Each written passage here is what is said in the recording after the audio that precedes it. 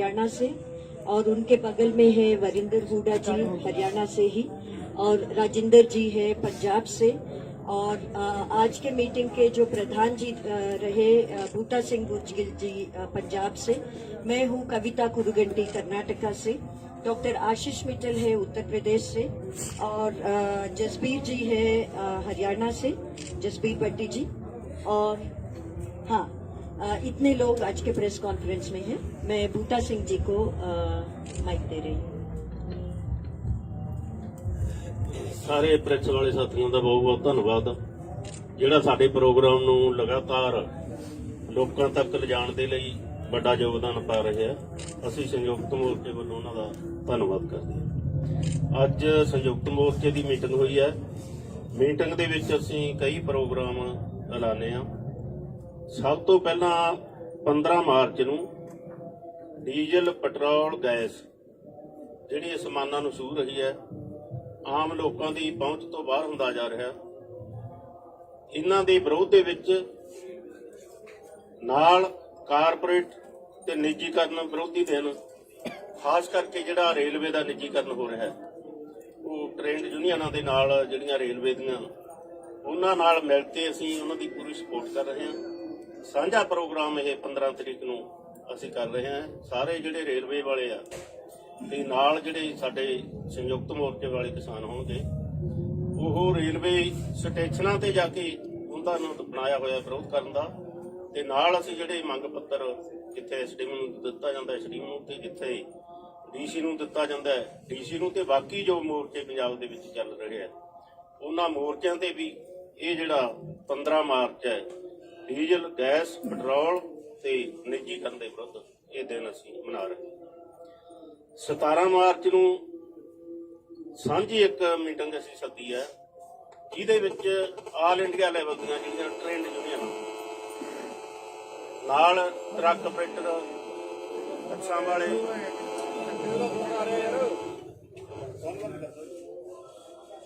17 ਤਰੀਕ ਨੂੰ all India level ਦੀ trade ਯੂਨੀਅਨਾਂ ਦੀ meeting ਬੁਲਾਈ ਆ ਅਸੀਂ। ਨਾਲ ਉਹਨਾਂ ਦੇ ਜਿਹੜੇ ਕਾਰਪੋਰੇਟ ਟਰਾਂਸਪੋਰਟਰ ਹੈ, ਟਰੱਕ ਆਪਰੇਟਰ ਹੈ ਪੂਰੇ ਇੰਡੀਆ ਲੈਵਲ ਦੇ, ਬੱਸਾਂ ਵਾਲੇ ਹੈ, ਉਹਨਾਂ ਨੂੰ ਵੀ ਅਸੀਂ ਸੱਦਾ ਦਿੱਤਾ ਤਾਂ ਕਿ ਅਸੀਂ ਭਾਰਤ ਬੰਦ ਕਰਨ ਦਾ ਫੈਸਲਾ ਲੈਣਾ ਹੈ। ਉਹ ਕਨਵੈਨਸ਼ਨ ਅਸੀਂ ਸਿੰਘੂ ਬਾਰਡਰ ਤੇ ਕਰਾਂਗੇ 17 ਤਰੀਕ ਨੂੰ। ਸਾਰਿਆਂ ਨੂੰ ਕੋਈ ਵੀ ਜਥੇਬੰਦੀ ਬਾਹਰ ਨਹੀਂ ਰਹੂਗੀ ਉਹਦੇ ਵਿੱਚੋਂ। ਸਾਰਿਆਂ ਨੂੰ ਪਤਾ ਲੱਗ ਚੁੱਕਾ ਹੈ ਕਿ ਇਹ ਸਿਰਫ ਤੇ ਸਿਰਫ ਕਿਸਾਨ ਮੋਰਚਾ ਨਾ ਰਹਿ ਕੇ ਇਹ ਜਨ ਮੋਰਚਾ ਬਣ ਚੁੱਕਾ ਹੈ, ਜਨ ਅੰਦੋਲਨ ਬਣ ਚੁੱਕਾ ਹੈ। ਇਸ ਲਈ ਅਸੀਂ ਸਾਰੇ ਉਹ ਜਨ ਅੰਦੋਲਨ ਨੂੰ ਇਹਦੇ ਵਿੱਚ ਸ਼ਾਮਲ ਕਰਨ ਦੇ ਲਈ ਇਹ ਮੀਟਿੰਗ ਅਸੀਂ ਬੁਲਾਈ ਹੈ 17 ਤਰੀਕ।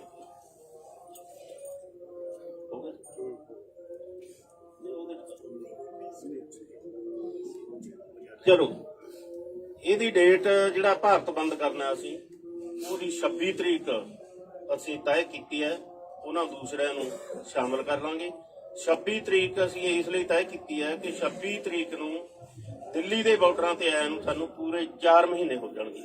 ਉਹ 4 ਮਹੀਨੇ ਵਾਲਾ ਦਿਨ ਹੈ ਜਿਹੜਾ, ਉਸ ਦਿਨ ਤੇ ਭਾਰਤ ਬੰਦ ਦੀ ਕਾਲ ਦਿੱਤੀ ਹੈ।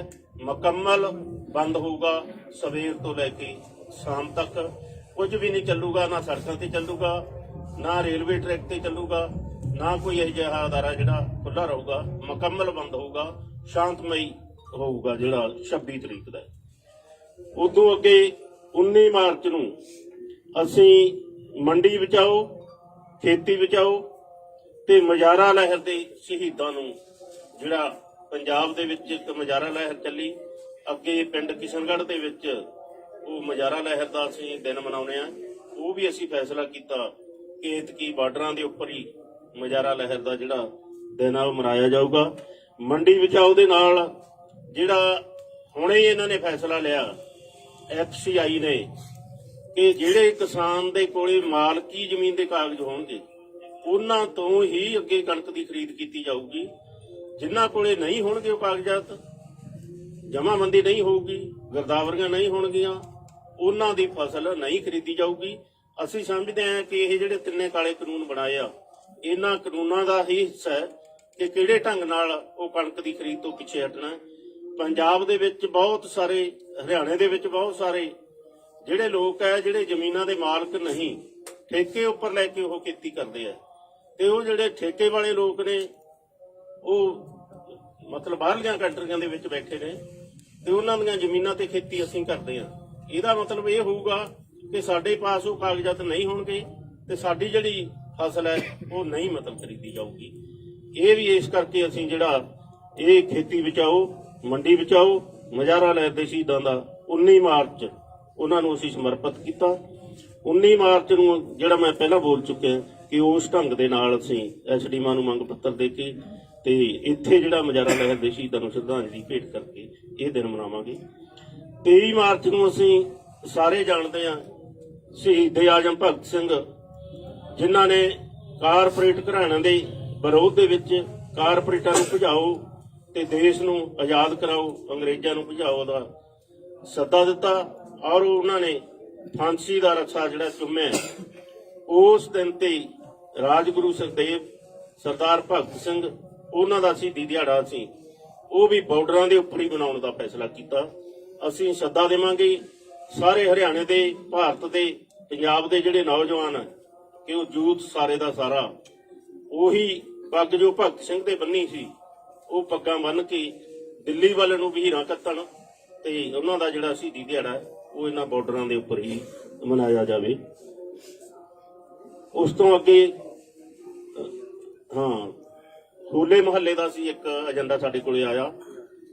ਪੰਜਾਬ ਦੀਆਂ 32 ਜਥੇਬੰਦੀਆਂ ਦੀ ਮੀਟਿੰਗ ਦੇ ਵਿੱਚ ਅਸੀਂ ਉਹ ਜਿਹੜਾ ਫੈਸਲਾ ਕਰਾਂਗੇ।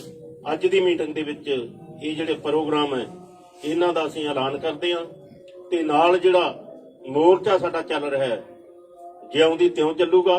ਬੇਸ਼ੱਕ ਉਹ ਹਾੜੀ ਦਾ ਸੀਜ਼ਨ ਹੋਵੇ, ਬੇਸ਼ੱਕ ਉਹ ਗਰਮੀ ਦਾ ਸੀਜ਼ਨ ਹੋਵੇ, ਅਸੀਂ ਪੂਰੀ ਉਹਦੀ ਵਿਉਂਤਬੰਦੀ ਕਰ ਲਈ ਹੈ ਤੇ ਨਾਲ ਜੋ 5 ਸਟੇਟਾਂ ਦੇ ਵਿੱਚ ਚੋਣਾਂ ਹੋ ਰਹੀਆਂ ਉਹਨਾਂ ਚੋਣਾਂ ਦੇ ਵਿੱਚ ਜੋ ਸੰਯੁਕਤ ਮੋਰਚੇ ਨੇ ਸੱਦਾ ਦਿੱਤਾ ਕਿ ਬੀਜੇਪੀ ਨੂੰ ਸਭ ਕੁਝ ਸਿਖਾਓ, ਉਹ ਸਾਡੇ ਸੰਯੁਕਤ ਮੋਰਚੇ ਦੇ ਜਿਹੜੇ ਲੀਡਰ ਸਾਹਿਬਾਨ ਹੈ ਉਹ ਵੱਖ-ਵੱਖ ਸਟੇਟਾਂ ਦੇ ਵਿੱਚ ਰਵਾਨਾ ਹੋ ਚੁੱਕੇ ਆ।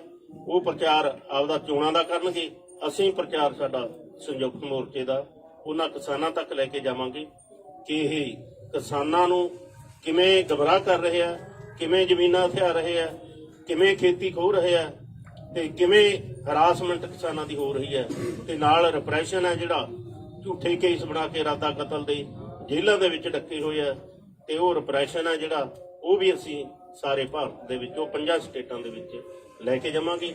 ਇਹਦਾ ਜਿਹੜਾ ਚਿਹਰਾ ਹੈ ਬੀਜੇਪੀ ਸਰਕਾਰ ਦਾ ਕਿਸਾਨ ਵਿਰੋਧੀ ਚਿਹਰਾ ਉਹ ਅਸੀਂ ਲੋਕਾਂ ਦੇ ਵਿੱਚ ਜਾ ਕੇ ਆਪਣੀਆਂ ਸਟੇਜਾਂ ਤੋਂ ਕਿਸੇ ਦੀ ਪਾਰਟੀ ਦੀ ਸਪੋਰਟ ਦੇ ਵਿੱਚ ਨਹੀਂ ਜਾਵਾਂਗੇ, ਕਿਸੇ ਨੂੰ ਵੋਟ ਦੇਣ ਨੂੰ ਨਹੀਂ ਕਹਾਂਗੇ, ਸਿਰਫ ਇੱਕੋ ਹੀ ਗੱਲ ਕਹਾਂਗੇ ਕਿ ਕਿਸਾਨ ਵਿਰੋਧੀ ਜਿਹੜੀ ਬੀਜੇਪੀ ਹੈ ਇਹਨੂੰ ਸਬਕ ਸਿਖਾਓ।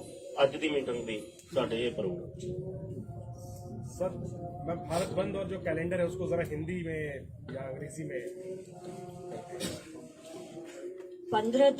15 मार्च को ट्रेड यूनियंस के साथ पिछले प्रेस कॉन्फ्रेंस में ही एक प्रोग्राम डिक्लेयर किया गया था कि एंटी कॉर्पोरेटाइजेशन, एंटी प्राइवेटाइजेशन दिन बना के उसके प्रतिरोध में वो दिन मनाया जाएगा।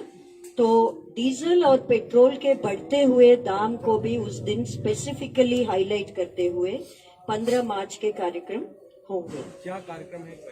रेलवे स्टेशन के बाहर जो ट्रेड यूनियंस वालों के धरने जो प्लान्ड है उसके साथ साथ हम भी खड़े होंगे, किसान यूनियंस। वो प्रोग्राम ऑलरेडी अनाउंस हो चुका है।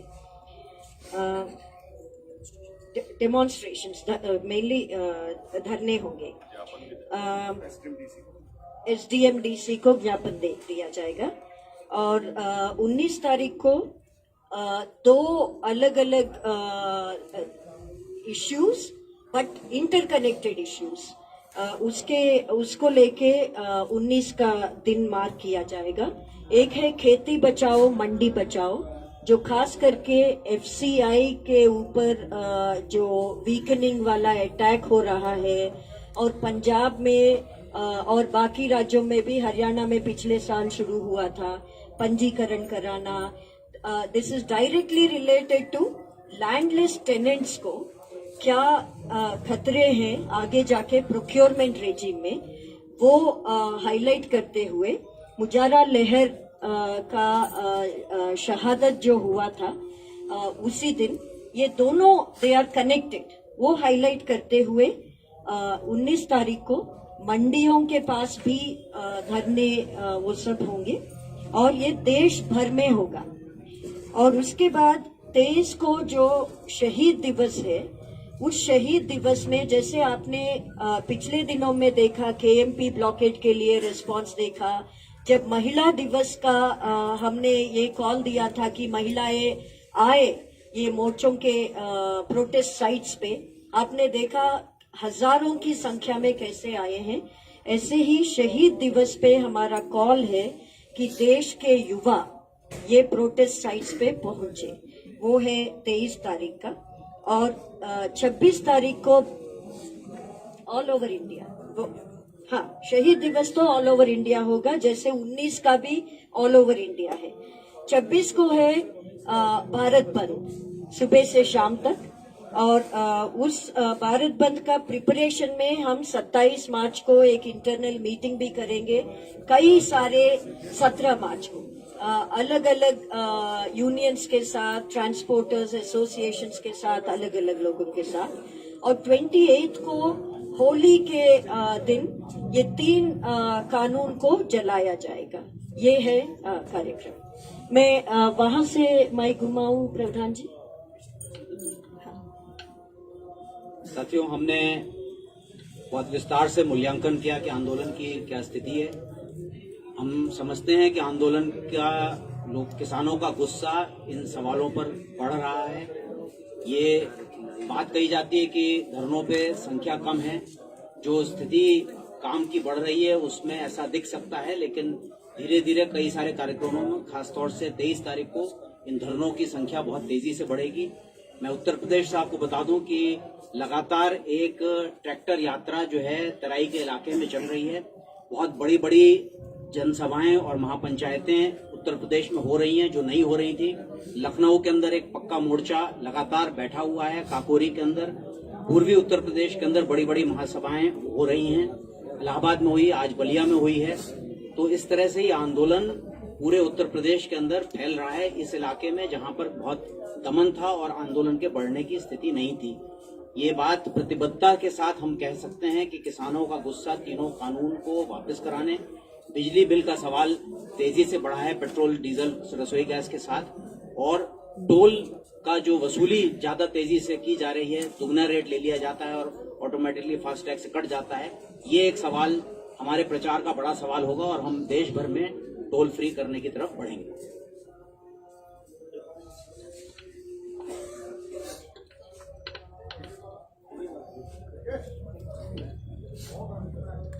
पंद्रह मार्च को डीजल और पेट्रोल के खिलाफ जो बढ़ती महंगाई, वीरेंद्र सिंह हुड्डा, राष्ट्रीय अध्यक्ष टोल हटाओ संघर्ष समिति, वे राष्ट्रीय महासचिव भारतीय किसान यूनियन केएस। तो मेरे प्रेस के भाइयों, 15 मार्च को डीजल पेट्रोल के खिलाफ जो है बढ़ती महंगाई और गैस के खिलाफ हम जो जितने ट्रेड यूनियन है उनके साथ हम कार्यक्रम में हिस्सा लेंगे, संयुक्त किसान मोर्चा। और 17 मार्च को हमारी सांझ एक मीटिंग होगी यहाँ ट्रेड यूनियन और व्यापार मंडल के साथ। और 19 मार्च को खेती बचाओ और मंडी बचाओ अभियान। 26 मार्च को भारत बंद चक्का जाम होगा और सभी ट्रेड यूनियन दुकानें सब बंद होंगी। हुड्डा साहब, आज अविश्वास प्रस्ताव लेके आई थी कांग्रेस, लेकिन वो गिर गया। परिचय करना। सॉरी, आज के प्रेस कॉन्फ्रेंस में डॉक्टर सुनीलम जी है, किसान संघर्ष समिति मध्य प्रदेश से। मैं माफी चाहती हूँ, आपको इंट्रोड्यूस नहीं किया उस टाइम में, सॉरी। सर, आज का जो मेजर घटनाक्रम है, खट्टर सरकार के खिलाफ जो विश्वास प्रस्ताव आया था वो गिर गया सर। वो गिर गया। आप लोगों ने अपील की थी विधायकों से, बीजेपी जेजेपी के, उस पर एक रिएक्शन दे दीजिए। और दावा किया जा रहा था कि जब सरकार के खिलाफ ऐसा मत आएगा तो सरकार डेफिनेटली गिर जाएगी। साथियों, मैं विकासशील भारतीय किसान संघ समिति हरियाणा का प्रदेश का अध्यक्ष। आज हरियाणा के अंदर बड़ी घटना घटी। जो अविश्वास प्रस्ताव लाया गया था वो गिरा है। और कल हरियाणा के अंदर एक प्रोग्राम था कि हमने गांव-गांव जाकर किसान और मजदूर ने सभी एमएलए से एक वोट की मांग की थी कि किसान के पक्ष में आप वोट करें, लेकिन उन लोगों ने किसान के पक्ष में वोट नहीं करे, केवल मात्र 32 वोट किसान के पक्ष में आए हैं। अभी जो है हरियाणा के संगठनों की तरफ से, हरियाणा के किसानों की तरफ से, तो मैं निंदा करना चाहूंगा जो साथी किसान की इस दुख की घड़ी में हमारे साथ नहीं खड़े हुए। और दूसरा, अभी विचार करेगा हरियाणा के किसान संगठन और मजदूर संगठन विचार करेंगे, जो साथी हमारे खिलाफ गए हैं उन साथियों के साथ कैसा बर्ताव हमने करना है, किस प्रकार का बहिष्कार हमने करना है। लेकिन इतना जरूर कहना चाहूंगा कि उनके साथ हम कठोर व्यवहार करने वाले हैं, क्योंकि हमने बिल्कुल झोली फैला करके उनसे वोट मांगे थे। उसके बावजूद भी अगर हमारे साथ नहीं खड़े हो, पहली बार किसान मजदूर ने उनसे वोट मांगे थे, लेकिन उनकी संवेदना लगता है मुझे किसान के प्रति, मजदूर के प्रति बिल्कुल नष्ट हो चुकी है। और ये कहना चाहूंगा कि किसान और मजदूर इस बात का ध्यान रखें, जो साथी हमारे खिलाफ में थे कम से कम गांव के अंदर वो लोग अभी न घुस पाए। इसके अलावा एक बड़ी घटना हरियाणा के अंदर घटी, गांव सिवाया के अंदर संयुक्त किसान मोर्चे का आह्वान के ऊपर वहां के एक जो जुलाना से जो एमएलए हैं मस्जिद ढांडा, उनका विरोध करते हुए कुछ साथियों का लड़ाई झगड़ा वहां हुआ। और उसमें कुछ किसान साथियों को, लगभग 6 किसान साथी हैं ये शिवा गांव के, उनके ऊपर 307 की धारा लगा करके नाजायज तरीके से मुकदमे दर्ज कर दिए। मैं आपके माध्यम से कहना चाहूंगा, हम उन सभी किसान साथियों के साथ खड़े हैं जो भी संयुक्त किसान मोर्चे के आह्वान पर किसी भी प्रोग्राम के अंदर भाग लेता है। और मैं सरकार को, हरियाणा सरकार को कहना चाहूंगा कि सरकार इस किसान आंदोलन को दबाने की, कुचलने की कोशिश ना करे। जितना आप आंदोलन को दबाएंगे उतना ही मुखर ये आंदोलन होने वाला है। और आगे जो भी हरियाणा के अंदर होगा वो आप लोग देखेंगे। बहुत दुखी आज किसान, 281 किसान हमारे मर चुके हैं, उसके बावजूद भी ना तो एक शब्द बोल रहे हो, ना ही वो वोट भी नहीं दे सकते। कुछ किसान, जो कुछ एमएलए ये कह रहे थे कि हम इस्तीफा भी दे देंगे, लेकिन ये इस्तीफे की बात नहीं थी, केवल वोट की बात थी। वो जो छुपे हुए मुखौटा डाले हुए एमएलए थे जो किसान और मजदूर को गुमराह कर रहे थे, इस अविश्वास प्रस्ताव के माध्यम से सारे किसान और मजदूर के सामने आके उनका असली चेहरा के बाद बीजेपी को कितना बल मिला है, क्योंकि किसान संगठन और विरोधी लगातार कह रहे थे कि सरकार गिर जाएगी, बीजेपी को पहला झटका हरियाणा से मिलेगा, तो अब बल तो मिलेगा ना कहीं ना कहीं बीजेपी की। देखिए, कोई बल नहीं मिल रहा, हमें कोई, वैसे भी हमें कोई उम्मीद नहीं है बीजेपी के नेताओं से किसी, क्योंकि जो एक शब्द बोलने के लिए तैयार नहीं, वो वोट भी नहीं गिर सकता। लेकिन हमने नैतिकता दिखाई, उनसे हमारे बार बार वोट लिए, लाखों बार हमने वोट दिया उनको, लाखों वोट देके एमएलए बनाया, और वो वोट गिरने का अधिकार भी किसान और मजदूर ने दिया। उसके बावजूद भी हमने नैतिकता के आधार पर उनसे वोट की मांग की थी। वो अगर वोट वो नहीं देते तो उनकी नैतिकता के आधार पर उनको, वैसे भी ये लोकतंत्र नाम की चीज बची नहीं, नैतिकता के आधार पर वैसे भी वो हमें तो मारी ओढ़ के तो एमएलए रहे, कोई मजबूती नहीं। आपने कहा कि आप चोरी फैलाकर उससे बात की कि हमें वोट दो, तो उन्होंने आपकी बात नहीं मानी। क्या किसान जत्थेबंदियों की हार माना जाए इसे? बिल्कुल भी हार नहीं है किसान जत्थेबंदियों की, क्योंकि किसान जो है लगातार इस लड़ाई को लड़ेगा। और आने वाले समय में आप हरियाणा के अंदर देखोगे, पहले भी आपने देखा कि किसी एमएलए, किसी मंत्री, किसी मुख्यमंत्री की गांव के अंदर घुसने की जरूरत नहीं होती। और जो भी कोई मंत्री एमएलए घर से बाहर निकला तो पुलिस फोर्स को लेकर निकलता है। किसान जत्थेबंदियां पूरी मजबूती के साथ लड़ रही हैं, विशेषकर हरियाणा में। जो भी जेजेपी और बीजेपी का विधायक, जो अब कुछ विधायकों के हमें उम्मीद थी कि वो शायद इस्तीफा देंगे या वोट देंगे, लेकिन वो भी सामने आ गए। अब और दुगनी तिगनी मजबूती के साथ ये आंदोलन हरियाणा के अंदर होने वाला है, क्योंकि सरकार दबाव में नहीं है, ये पता लग रहा है इससे। हाँ जी, सरकार दबाव में देखो, सरकार ही नहीं है तो सरकार नहीं है, सरकार थोड़ी है। ये तो लोकतंत्र की बिल्कुल यहाँ तो हत्या हो चुकी है। सरकार होती तो 307 के मुकदमे बन दे के घर बैठे हैं। सरकार नहीं है, लेकिन ये मैं कहना चाहूंगा कि सरकार नाम की चीज नहीं है, संविधान नाम की चीज नहीं है। किसान अपनी लड़ाई को मजबूती के साथ लड़ेगा, और हरियाणा में 4 गुना मजबूती के साथ किसान अब कल से इस लड़ाई को 4 गुना मजबूती के साथ लड़ेगा।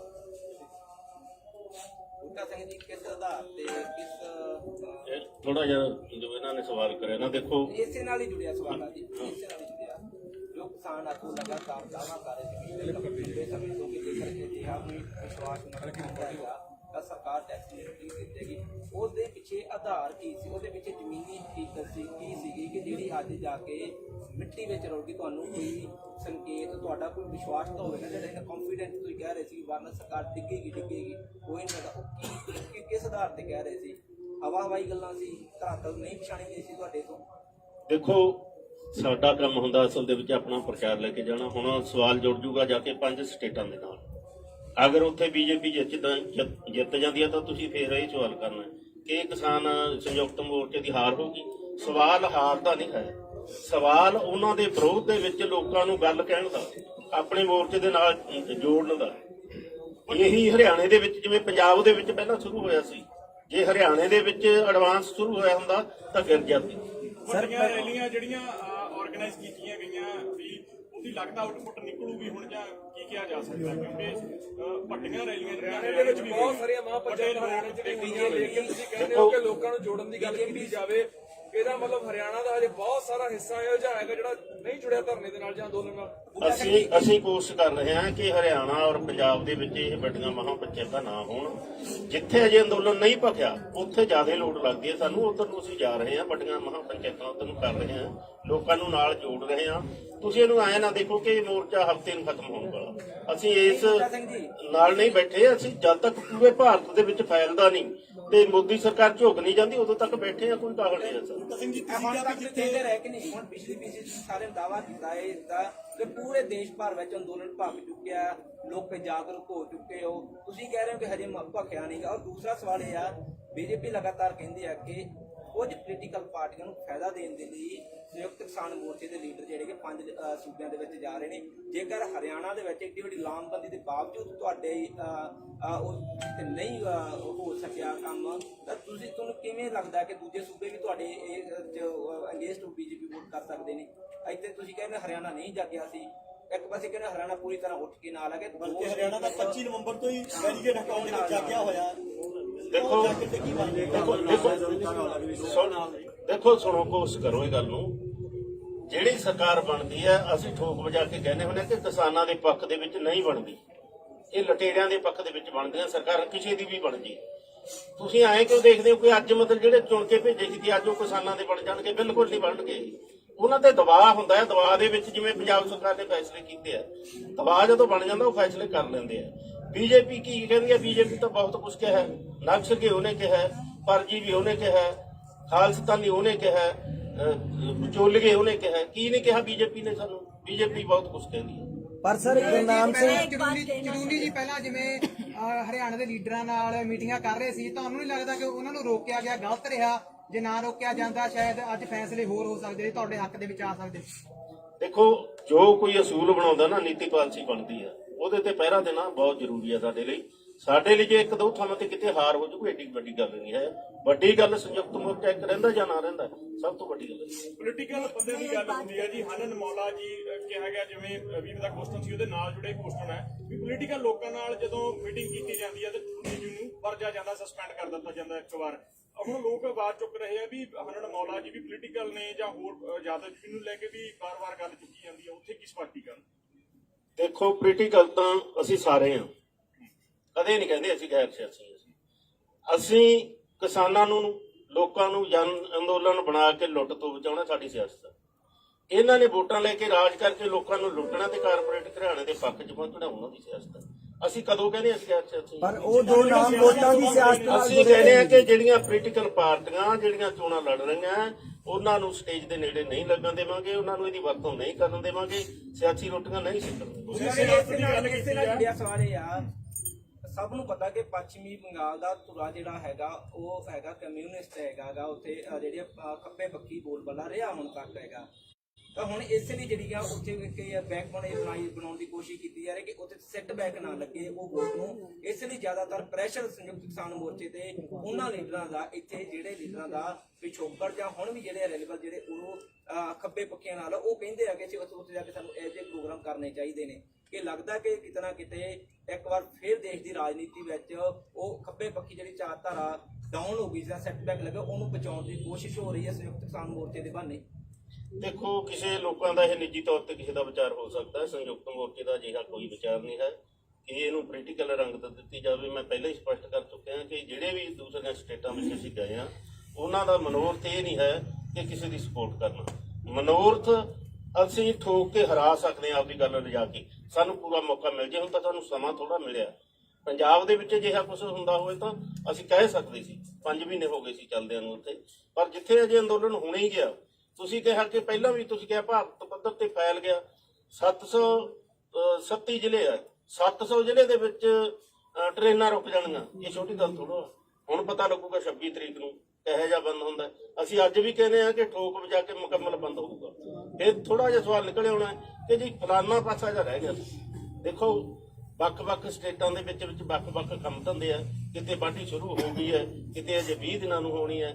ਇਹ ਸਾਰਾ ਕੁਝ ਨਾ ਚੱਲ ਜਾਂਦਾ ਹੁੰਦਾ। ਸਾਥੋਂ ਪੰਜਾਬ ਹੀ ਨਹੀਂ ਲੋਟ ਆਉਂਦਾ। 3 ਜ਼ੋਨਾਂ ਦੇ ਵਿੱਚ ਵੰਡਿਆ ਹੋਇਆ। ਅਸੀਂ ਝੋਨਾ ਲਾ ਲੈਂਦੇ ਆ, ਦੂਜੇ ਅਜੇ ਵਿਹਲੇ ਬੈਠੇ ਹੁੰਦੇ ਆ। ਅਸੀਂ ਕਹਿੰਦੇ ਐਜੀਟੇਸ਼ਨ ਕਰੀ, ਉਹ ਕਹਿੰਦੇ ਹੁੰਦੇ ਅਸੀਂ ਬਾਸਮਤੀ ਲਾਉਂਦੇ ਆ। ਇਹ ਥੋੜ੍ਹੀਆਂ ਜਿਹੀਆਂ ਪ੍ਰੋਬਲਮਾਂ ਹੈਗੀਆਂ। ਇਹ ਤਾਂ ਭਾਰਤ ਹੈ ਬਹੁਤ ਵੱਡਾ, ਕਿਤੇ ਰਹਿ ਵੀ ਸਕਦਾ। ਆ ਹੁਣ ਜਿੱਥੇ ਇਲੈਕਸ਼ਨਾਂ ਹੋ ਰਹੀਆਂ ਉੱਥੇ ਪੂਰਾ ਸਾਰੇ ਹੀ ਆਪਾਂ ਜਾਣਦੇ ਆ ਕਿ ਇੱਕ ਵਾਰ ਜਿਹੜਾ ਚੋਣ ਬੁਖਾਰ ਹੈ ਉਹ ਸਾਰਿਆਂ ਨੂੰ ਚੜ ਜਾਂਦਾ ਹੈ। ਇਸ ਕਰਕੇ ਕਿਤੇ ਫਰਕ ਰਹਿ ਸਕਦਾ। ਜਿਹੜੇ 700 ਜਿਹੜੇ ਤੁਸੀਂ ਗੱਲ ਕੀਤੀ ਆ, ਕੋਈ ਆંકੜੇ ਹੈਗੇ ਨੇ ਇਹਦੇ ਸੰਯੁਕਤ ਕਿਸਾਨ ਮੋਰਚੇ ਦੇ ਕੋਲ? ਕਿਉਂਕਿ ਯੂਪੀ ਦੇ ਵਿੱਚ ਨਹੀਂ ਬੰਦ ਕੀਤਾ ਗਿਆ, ਉੱਤਰਾਖੰਡ ਦੇ ਵਿੱਚ ਰੇਲਾਂ ਨਹੀਂ ਰੋਕੀਆਂ ਗਈਆਂ, ਦਿੱਲੀ ਦੇ ਵਿੱਚ ਨਹੀਂ ਰੋਕੀਆਂ ਗਈਆਂ, ਤਾਂ ਇਹ ਤਾਂ ਹੈ ਨਹੀਂ ਕਿ 3 ਰਾਜਾਂ ਦੇ ਵਿੱਚ 36 ਜ਼ਿਲ੍ਹੇ ਨੇ। ਸਾਨੂੰ ਅੰਕੜੇ ਦੱਸਣ ਵਾਲਾ ਮੀਟ ਗਿਆ ਸੀ ਜਿਹੜਾ ਉੱਥੇ ਜਾ ਕੇ। ਨਹੀਂ, ਪਰ ਤੁਹਾਡੇ ਕੋਲ 700 ਜਿਹੜੇ ਪਹੁੰਚੇ ਨੇ, ਹਾਂ, ਕਿਤੇ ਪਹੁੰਚੇ ਹੋਣਗੇ। ਸਾਡੇ ਸੰਯੁਕਤ ਮੋਰਚੇ ਦੀ ਮੀਟਿੰਗ ਦੇ ਵਿੱਚ ਇਹ ਅੰਕੜਾ ਪਹੁੰਚਿਆ ਕਿ 700 ਜ਼ਿਲ੍ਹਿਆਂ ਦੇ ਵਿੱਚ ਬੰਦ। ਤੁਸੀਂ ਕਿਹਾ ਵੀ ਅਸੀਂ ਜਿਹੜੇ ਆ ਸਿਆਸੀ ਜਿਹੜਾ ਭਾਰਤ ਬੰਦ ਹੈ, ਦਿੱਲੀ ਦੇ ਵਿੱਚ ਦਿੱਲੀ ਦੇ ਅੰਦਰ ਜਾਓਗੇ ਕਿ ਨਹੀਂ ਜਾਓਗੇ? ਕਿਉਂਕਿ 26 ਤੋਂ ਬਾਅਦ ਦਿੱਲੀ ਤੋਂ ਕਿਨਾਰਾ ਕਰਕੇ ਬੈਠੇ। ਕਿਉਂਕਿ ਜਦੋਂ 6 ਫਰਵਰੀ ਨੂੰ ਉਹਦੇ ਕਹਿੰਦੇ ਦਿੱਲੀ ਨਾਲ ਦੇਖੋ ਇਹ ਕਹਿਣਾ ਕਿ 26 ਤੋਂ ਬਾਅਦ ਤੁਸੀਂ ਕਿਨਾਰਾ ਕਰਕੇ ਬੈਠੋ। ਅਸੀਂ ਹੁਣ ਤੱਕ ਐਮਪੀ ਰੋਕ ਕੇ ਹਟੇ ਆ। ਇਹ ਨਹੀਂ ਕਹਿਣਾ ਚਾਹੀਦਾ ਕਿ ਉਦੋਂ ਬਾਅਦ ਕਿਨਾਰਾ ਕੀਤਾ ਹੋਇਆ। ਅਸੀਂ ਸੁਣੋ ਨਾ, ਮੇਰੀ ਗੱਲ ਸੁਣੋ। ਅਸੀਂ ਇਹਨਾਂ ਬਾਰਡਰਾਂ ਨੂੰ ਨਹੀਂ ਖਾਲੀ ਕਰਨਾ ਚਾਹੁੰਦੇ ਕਿਸੇ ਵੀ ਹਾਲਤ ਦੇ। ਸਦਾ ਭਾਰਤ ਪੱਧਰ ਦਾ ਹੋ ਸਕਦਾ, ਅਸੀਂ ਬਾਰਡਰ ਬਿਲਕੁਲ ਨਹੀਂ ਖਾਲੀ ਕਰਨਾ ਚਾਹੁੰਦੇ। ਇਹ ਸਾਡਾ ਇੱਕ ਮਨੋਰਥ ਹੈ ਕਿ ਬਾਰਡਰਾਂ ਨੂੰ ਖਾਲੀ ਕਰ ਦਿੱਤਾ ਜਾਏ। ਤੁਹਾਡੇ ਜਿਹੜਾ ਅੰਦੋਲਨ ਦਾ ਅਸਰ ਉਹ ਦਿੱਲੀ ਦੇ ਅੰਦਰ ਹੋਊਗਾ ਕਿ ਨਹੀਂ? ਰਾਜਧਾਨੀ ਤੇ ਹੋਊਗਾ। ਰਾਜਧਾਨੀ ਦੇ ਵਿੱਚ ਹੋਊਗਾ। ਚੱਕਾ ਜਾਮ ਜਿਹੜਾ 4 ਘੰਟੇ ਦਾ ਹੈ, ਉਹ ਵੀ ਤੁਸੀਂ ਸਪਸ਼ਟ ਨਹੀਂ ਕਰਨਾ। ਦੇਖੋ ਪੀਐਮਪੀ ਦੇ ਉੱਪਰਲਾ ਰੋਡ ਦੇਖੋ ਵਾਲਾ ਚੱਲਦਾ ਪਿਆ। ਦੇਖੋ ਮੀਡੀਆ ਨੂੰ ਨਵੀਂ ਗੱਲ ਚੰਗੀ ਲੱਗਦੀ ਹੁੰਦੀ ਹੈ। ਅਸੀਂ ਇਹਨੂੰ ਲੰਬਾ ਚਲਾਉਣਾ, ਅਸੀਂ ਦਿੱਲੀ ਦੇ ਵਿੱਚ ਵੜਨਾ, ਅਸੀਂ ਪਾਰਲੀਮੈਂਟ ਤੱਕ ਜਾਣਾ, ਪਰ ਅਸੀਂ ਸਮਾਂ ਲੱਗੂਗਾ ਉਹਨੂੰ। ਤੁਹਾਨੂੰ ਐ ਕਿ ਕੱਲ ਨੂੰ ਖਾਣਾ ਲਾ ਕੇ ਜਿਹੜਾ ਤੁਹਾਡਾ ਪਾਰਲੀਮੈਂਟ ਤੱਕ ਜਾਣਾ, ਉਹ ਕੈਬ ਸਾਹਿਬ ਵਾਲਾ ਲੱਖਾਂ ਟਰੈਕਟਰ ਲੈ ਕੇ ਜਾਣਾ, ਗੱਦੇ ਲਾਉਣ ਵਾਲਾ ਜਾਣਾ, ਕੋਈ ਵੱਖਰਾ ਜਾਣਾ? ਦੇਖੋ ਇਹ ਅਜੇ ਪਲਾਨ ਨਹੀਂ ਕੀਤਾ ਸੀ। ਮੈਂ ਕਹਿ ਰਿਹਾ ਕਰਾਂਗੇ ਜਿਹੜੇ ਕਰਾਂਗੇ। ਕਹਿ ਰਹੇ ਆ ਲੱਖਾਂ ਟਰੈਕਟਰ ਲੈ ਜਾਵਾਂਗੇ, ਉਹ ਹੋ ਸਕਦਾ ਉਹ ਹੋਵੇ। ਉਹ ਕਿਸੇ ਦਾ ਵਿਅਕਤੀਗਤ ਹੋ ਸਕਦਾ ਹੈ। ਜੇ ਸੰਯੁਕਤ ਮੋਰਚੇ ਦੀ ਇਹ ਫੈਸਲਾ ਨਹੀਂ ਹੈ ਕਿ ਅਸੀਂ ਲੱਖਾਂ ਸਵਾਲ ਦਾ ਜਿਹੜਾ ਟਰੈਕਟਰ ਪਾਰਲੀਮੈਂਟ ਮੇਰੇ ਵਿੱਚ ਸਾਥੀ ਨੇ ਪੁੱਛਿਆ, ਤੁਸੀਂ ਉਹ ਜਵਾਬ ਤਸੱਲੀ ਬਖਸ਼ ਨਹੀਂ ਦੇ ਪਾਏ। ਸਾਡਾ ਸਵਾਲ ਹੈ ਕਿ 6 ਜਦੋਂ ਟ੍ਰੇਨਾਂ ਰੋਕੀਆਂ ਗਈਆਂ, 6 ਮਾਰਚ ਨੂੰ 6 ਫਰਵਰੀ ਪੂਰਾ ਪ੍ਰੋਗਰਾਮ ਦਿੱਤਾ ਗਿਆ। ਦਿੱਲੀ ਦੇ ਵਿੱਚ ਇਸ ਦਾ ਕੋਈ ਨਹੀਂ ਸੀਗਾ।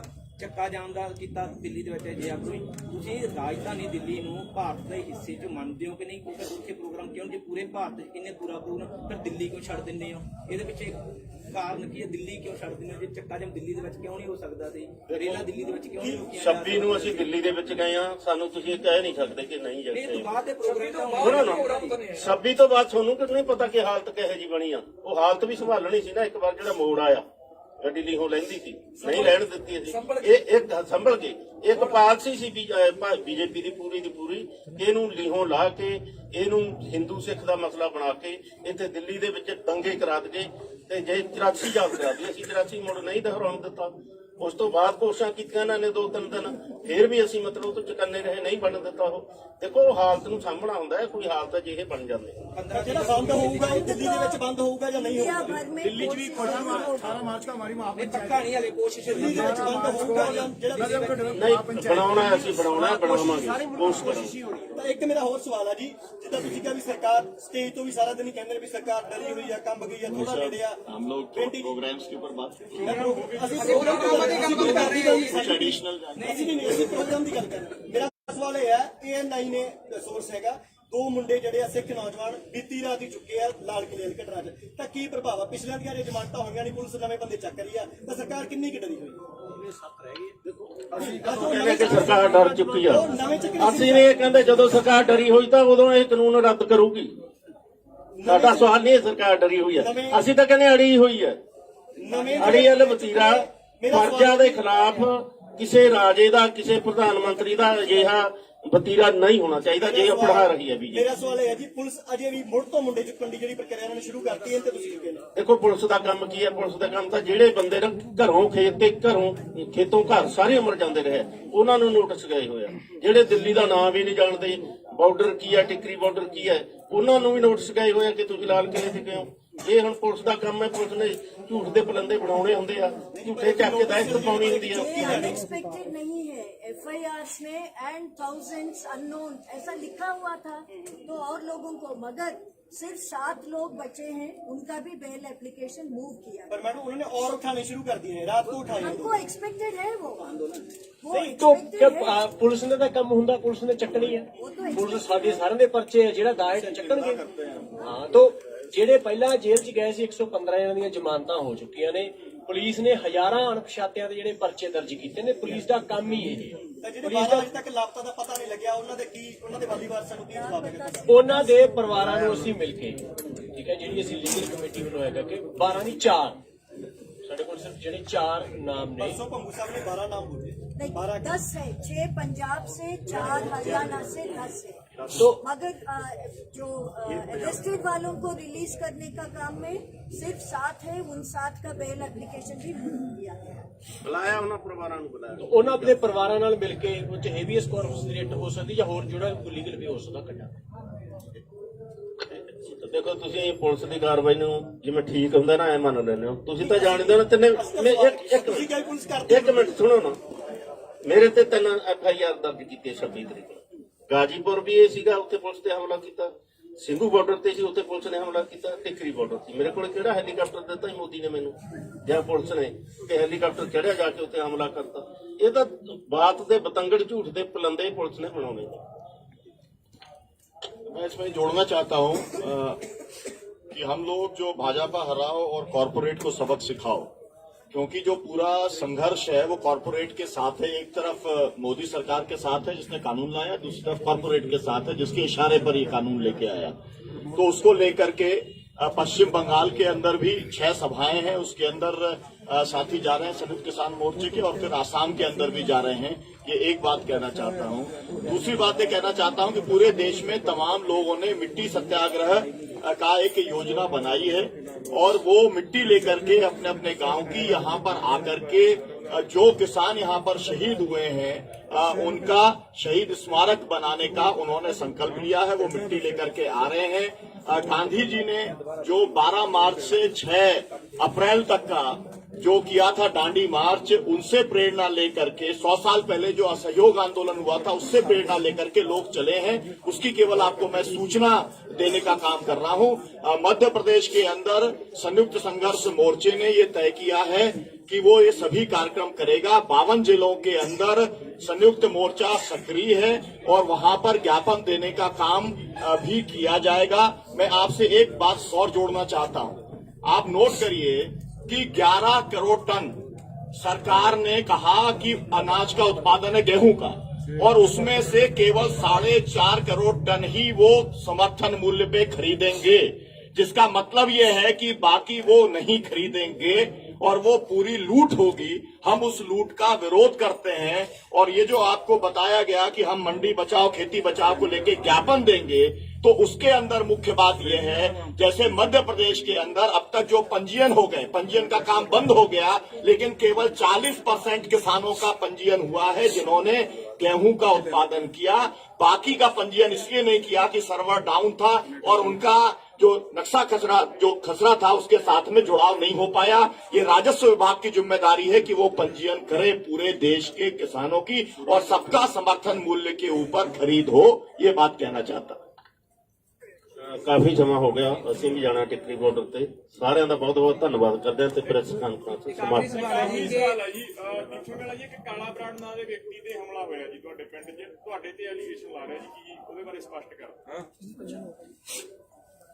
ਉਹ ਬੰਦਾ ਮਾਨਸਿਕ ਤੌਰ ਤੇ ਥੋੜਾ ਪਰੇਸ਼ਾਨ ਆ। ਪਿੰਡ ਜਿਹੜਾ ਕਿਸੇ ਨਾਲ ਝਗੜਾ ਹੋਇਆ ਉਹਦੇ 'ਚ ਉਹ ਹੋਰ ਬੰਦੇ ਦਾ ਨਾਮ ਲੈ ਰਿਹਾ, ਹਸਪੀਟਲ 'ਚ ਹੋਰ ਦਾ ਨਾਮ ਲੈ ਰਿਹਾ, FIR ਕਿਸੇ ਹੋਰ ਤੇ ਕਰਵਾ ਰਿਹਾ। ਇੱਥੇ ਤਿੰਨੋਂ ਚੀਜ਼ਾਂ ਤੁਸੀਂ ਵੈਰੀਫਾਈ ਕਰ ਲਓ।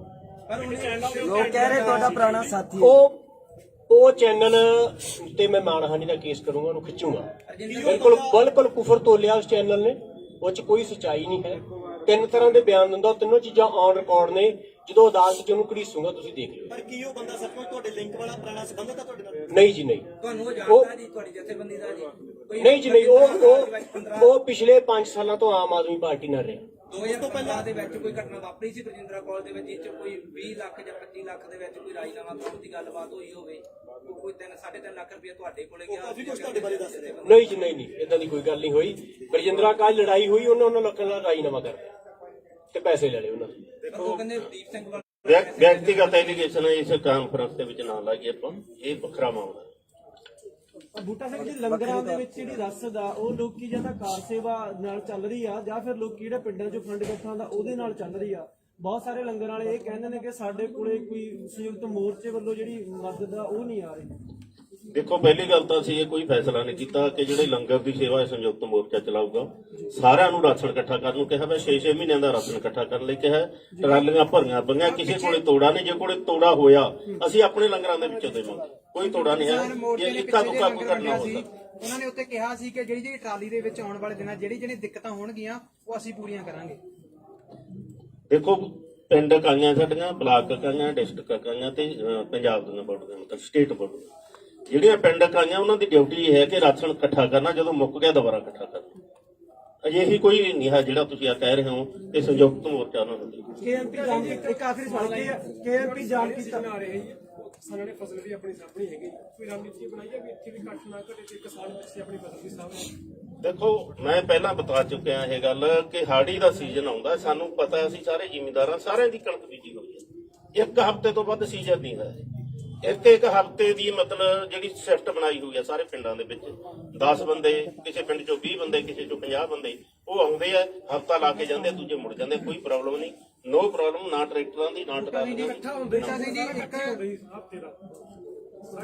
ਕੋਈ ਫਰਕ ਨਹੀਂ ਪੈਂਦਾ। ਇੱਕ ਪਿੰਡ ਦੇ ਵਿੱਚੋਂ 2 ਟਰੈਕਟਰ ਇੱਥੇ ਖੜੇ ਆ, ਉਹ ਪਿੰਡ ਵਾਲਿਆਂ ਨੇ ਜ਼ਿੰਮੇਵਾਰੀ ਚੱਕੀ ਹੈ ਕਿ ਜੇ ਮੋਦੀ ਸਰਕਾਰ ਨੇ ਇਹਨਾਂ ਨੇ ਅੱਗ ਲਾਤੀ, ਅਸੀਂ ਪਿੰਡ ਇਹਨਾਂ ਨੂੰ ਸਾਂਝੇ ਇਕੱਠੇ ਕਰਕੇ ਦੇਵਾਂਗੇ। ਬੂਟਾ ਸਿੰਘ ਜੀ, ਐਡੇ ਫੈਸਲੇ ਲਏ ਨੇ। ਕਿਸਾਨ ਆਗੂ ਸਰਕਾਰ ਤੇ ਦਬਾਅ ਬਣਾਉਣ ਦੀ ਜਿਹੜੀ ਕੋਸ਼ਿਸ਼ ਕਰ ਰਹੇ ਨੇ, ਹਨਾ, ਜਿਵੇਂ ਤੁਸੀਂ ਕਹਿ ਰਹੇ ਹੋ ਕਿ ਰਾਜਾਂ ਦੇ ਵਿੱਚ ਅਸੀਂ ਜਾ ਰਹੇ ਹਾਂ, ਕਈ ਰਣਨੀਤੀਆਂ ਤੁਸੀਂ ਵਰਤ ਰਹੇ ਹੋ, ਪਰ ਹਜੇ ਵੀ ਦੋਨੇ ਜਿਹੜੀਆਂ ਸਟੇਜਾਂ ਨੇ ਉਹਨਾਂ ਦੇ ਗੱਭੇ ਜਿਹੜਾ ਰਾਹ ਬੰਦ ਕੀਤਾ ਗਿਆ ਹੈ ਤਾਂ ਕਿਸਾਨ ਆਗੂ ਉਹ ਨਹੀਂ ਖੁਲਾ ਸਕੇ। ਅਸੀਂ ਤਾਂ ਖਿਲਾਉਣਾ ਨਹੀਂ ਚਾਹੁੰਦੇ ਅਜੇ ਰਾਹ ਕੋਈ। ਉਹਦੇ ਕਰਕੇ ਦਿੱਕਤ ਬੜੀ ਨਹੀਂ, ਬਿਲਕੁਲ ਨਹੀਂ। ਜਿੱਦਾਂ ਹੀ ਖੋਲਣਾ ਹੋਇਆ ਅਸੀਂ ਕਹਾਂਗੇ ਵੀ ਹੁਣ ਇਹਨੂੰ ਖੋਲ ਦਿਓ, ਨਹੀਂ ਅਸੀਂ ਖੋਲਾਂਗੇ। ਬੂਟਾ ਜੀ, ਆਖਰੀ ਸਵਾਲ ਹੈ ਜੋ ਆਖਰੀ ਸਵਾਲ ਦੀ ਹਿੰਦੂ ਦੇ ਵਿੱਚ ਸਟੇਟਮੈਂਟ ਲੱਗੀ ਹੋਈ ਹੈ ਡਾਕਟਰ ਦਰਸ਼ਨਪਾਲ ਦੇ ਹਵਾਲੇ ਤੋਂ ਕੋਟ ਕੀਤਾ ਗਿਆ। ਉਹਨਾਂ ਨੇ ਕਿਹਾ ਗਿਆ ਕਿ ਅਸੀਂ ਥੋੜਾ ਜਿਹਾ ਨਰਮੀ ਨਾਲ ਵੀ ਸੋਚ ਸਕਦੇ ਹਾਂ। ਸੰਭਾਵਨਾ ਕੀ ਦੇਖਦੇ ਹੋ ਕਿ ਕਦੋਂ ਮੀਟਿੰਗ ਹੋ ਸਕਦੀ ਹੈ? MSP ਨੂੰ ਲੈ ਕੇ ਵੀ ਉੱਥੇ ਕਿਹਾ ਗਿਆ ਕਿ ਵਿਚਾਰ ਸਪਸ਼ਟ ਰੂਪ ਚ ਕਹੀ ਸੀ ਕਿ ਜਿਵੇਂ ਉਹਨਾਂ ਦੇ ਖਿਲਾਫ ਜਸਵੀਰ ਭਾਟੀ ਜੀ ਵੀ ਬੈਠੇ, ਮੋਰਚੇ ਦਾ ਸੁਣੋ ਮੇਰੀ ਗੱਲ, ਸੰਯੁਕਤ ਮੋਰਚੇ ਦਾ ਦ੍ਰਿੜ ਫੈਸਲਾ 3 ਕਾਨੂੰਨ ਰੱਦ ਕਰਾਉਣੇ, MSP ਵਾਲਾ ਕਾਨੂੰਨ ਨਵਾਂ ਬਣਵਾਉਣਾ, ਇਦੋਂ ਪਿੱਛੇ ਹਟਣਾ ਸੰਯੁਕਤ ਮੋਰਚੇ ਦਾ ਕੋਈ ਮਾਮਲਾ ਨਹੀਂ ਹੈ। ਇਹ ਜਿਵੇਂ ਕਿਤੇ ਜਿਵੇਂ ਤੁਸੀਂ ਸੁਣ ਲਿਆ ਉਹ ਅਸੀਂ ਵੀ ਸੁਣ ਲਿਆ, ਅਗਲੀ ਅਸੀਂ ਮੀਟਿੰਗ ਦੇ ਵਿੱਚ ਸਪਸ਼ਟੀਕਰਨ ਲਵਾਂਗੇ ਕਿ